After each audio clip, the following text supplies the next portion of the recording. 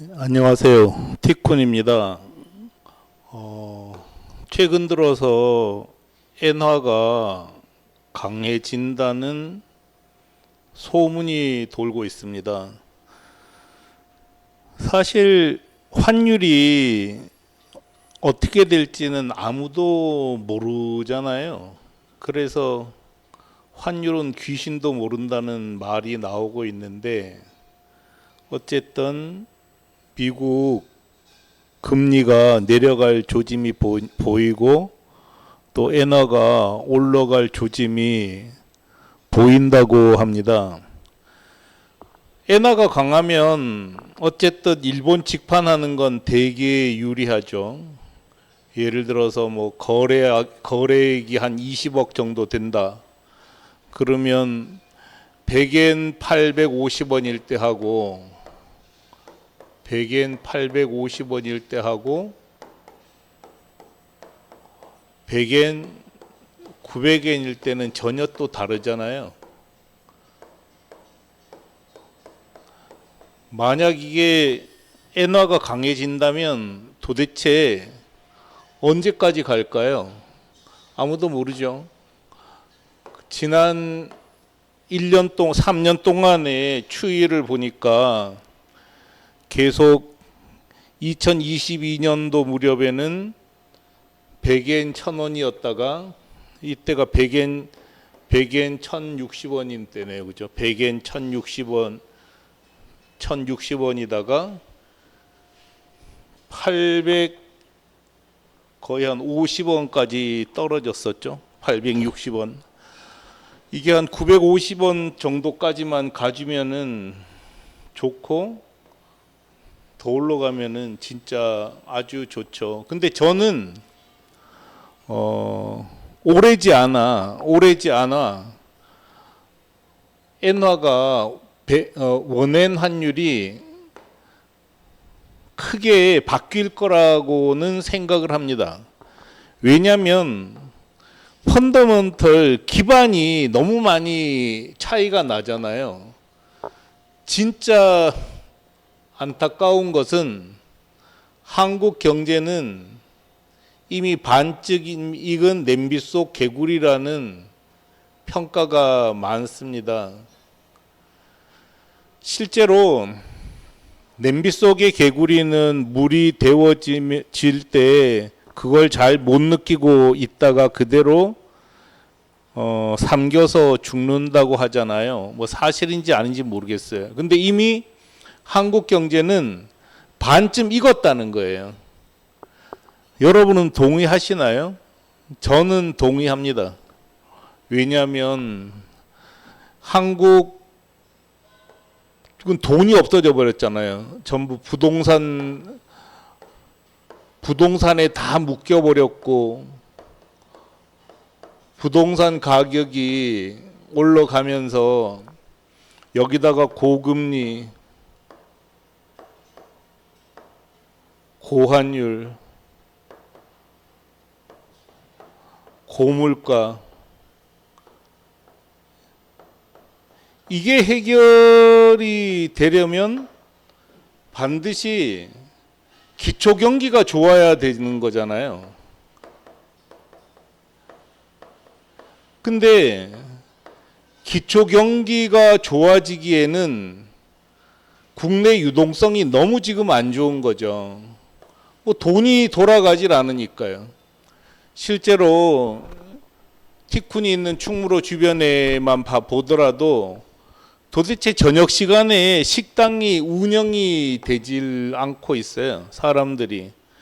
그리고 중소기업은 다 죽겠다고 그러잖아요. 근데 고금리나 고환율, 고물가가 해소될 기미는 전혀 보이지 않고 오히려 위험 요소만 너무 많지 않습니까?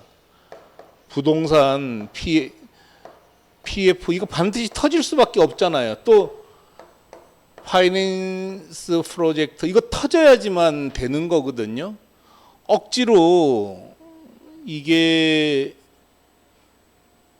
해소될 수는 없다는 거죠. 또 억지로 유지된다고 해서 좋을 일도 하나도 없습니다.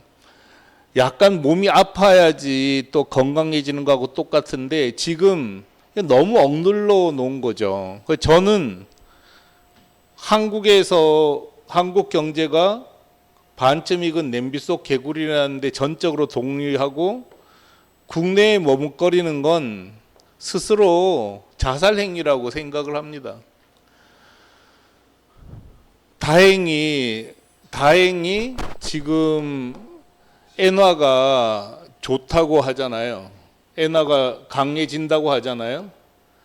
사실 엔화가 강해지고 안 강해지고와 상관없이 한국 소상공인들은 해외로 나가야 돼요. 국내는 엔화가 강하냐 약하냐와 전혀 상관없이 이미 대기업과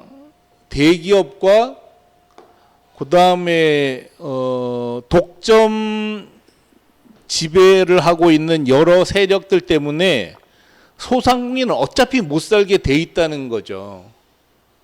그렇지만 엔화가 약세일 때도 사실은 일본으로 진출해야 되는데 다행히 엔화가 강세로 돌아선다니까 빨리 나가야 된다는 거죠. 근데 저는 진짜 좀 안타깝긴 해요. 솔직히 티코는 해외 직판사를 지원하는 게 돈 버는 일이니까 이런 얘기를 한다고 사람들이 말할 수도 있지만 티쿤 자체는 이미 직영만으로도 안정된 회사입니다. 물론 티쿤도 기업이니까 어쨌든 더 키우는 게 맞죠. 현재 안주할 수는 없어요. 그렇지만 위험한 회사가 아니란 말이에요. 절박하지 않거든요, 티코는. 그래서 오히려 한국 중소기업이 소상공인들이 위험에 빠지는 게 눈에 더 잘 보이고 또 안타까운 마음이 드는 건지도 모르겠습니다. 어쨌든 티코는 절박하지 않습니다. 뭐 절박하지 않아도 티쿤 CEO인 저는 해외 직판하는 일 너무 좋아하니까 열심히 합니다.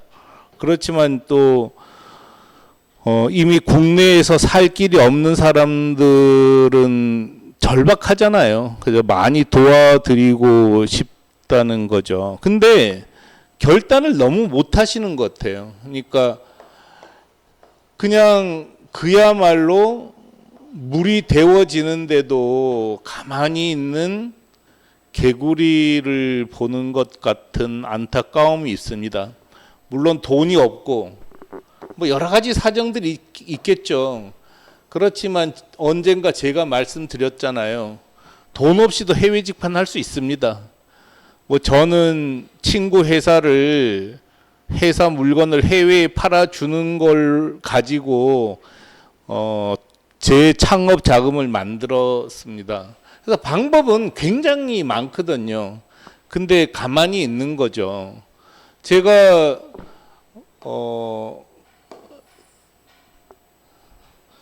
이렇게 새로운 아이템도 많이 소개해 드렸잖아요.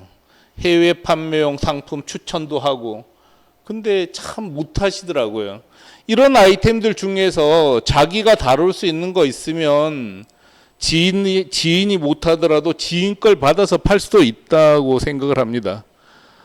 저는 너무나 어렵게 살아봐서 정말 해외 직판하라고 강권하고 싶습니다. 한국 경제에 정말 지금 엉망진창이잖아요. 정치가 풀어지면 좋겠지만 절대로 못 풀어집니다.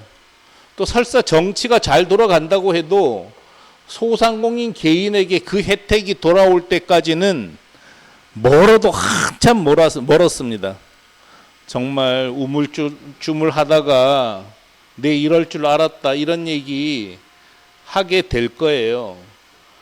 부디 해외 직판 하셨으면 좋겠어요. 해외 직판은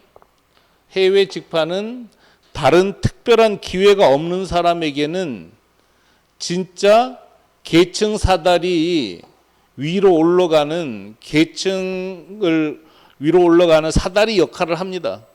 그래서 꼭 좀 했으면 좋겠고요. 국내에서는 어차피 이제 안 됩니다. 우리가 이길 수 있는 곳에서 싸우는 게 가장 중요하잖아요. 충무공이 23전 23승 한 비결이 뭔지 아시죠? 질 곳에서는 절대 안 싸웠다는 거예요. 바꿔 얘기하면은 이길 수 있는 곳을 골라서 싸웠기 때문에 지지 않았다는 거죠. 해외 직판은 경기가 좋을 때도 당연히 해야 합니다. 그렇지만 경기가 안 좋을 때일수록 사업을 할 거면 어쨌든 해외 직판을 해야 된다는 거죠. 다행히 지금 엔화가 강세로 돌아가고 있습니다. 지금이라도 빨리 시작하기를 권해 드립니다. 주변에 해외 직판이든 전자상거래든 잘 모르는 분들에게는 이 단톡방 꼭 좀 알려주세요. 해외 직판이든 전자상거래든 공부 안 하고는 할 수 있는 일이 아닙니다. 국내에서는 몸으로 때울 수 있을지 모르지만 해외로 건너갈 때는 공부를 해야 되거든요. 그래서 해외 직판 단톡방 들어오라고 소개하시고요. 또 해외 직판 교류회에 꼭 좀 참석하셔서 많은 정보를 받아갔으면 좋겠습니다. 이 글은 이 동영상 바로 밑에 링크 걸어뒀습니다. 그 링크 보시고 들어오시기 바라고요. 이 글 만나면 단톡방 들어오는 주소, 해외 직판 교류회 주소 다 있습니다. 많이 자주 만나서 얘기하고 또 해외 직판할 수 있기를 바랍니다.